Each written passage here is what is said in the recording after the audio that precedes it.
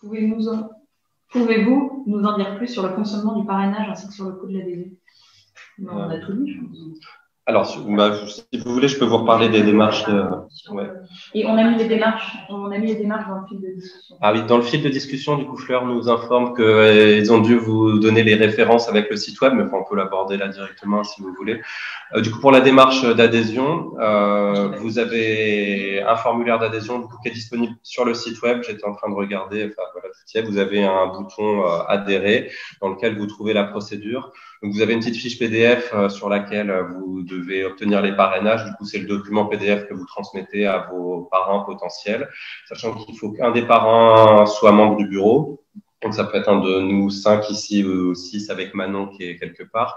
Si vous connaissez personne au bureau, vous nous contactez par mail à l'adresse contact@cipmediationequine.fr et on s'arrange entre nous en général pour qu'il y ait un de nous qui revienne vers vous pour vous donner un parrainage ou pour discuter, pour un peu faire connaissance. Il doit y avoir un membre du conseil d'administration, sachant que les membres du bureau sont aussi membres du conseil d'administration. Vous trouvez la liste des membres du conseil d'administration toujours sur la première page du site web, vous défilez et vous avez du coup des organisations et des individuels qui peuvent vous apporter également leur parrainage. Et enfin, le troisième parrain, ça peut être n'importe quel adhérent. De fait, vous trouvez la liste des adhérents donc sur la cartographie que vous trouvez sur le site web.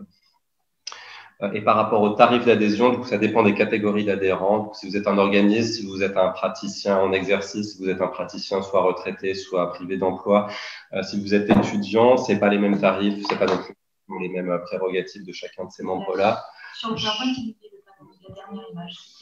Et oui, du coup, le PowerPoint, il ne le voit pas, mais on vous le remettra éventuellement. Et vous trouvez du coup, pareil, tout ça, les catégories d'adhérents et les tarifs correspondants très facilement normalement sur le site web.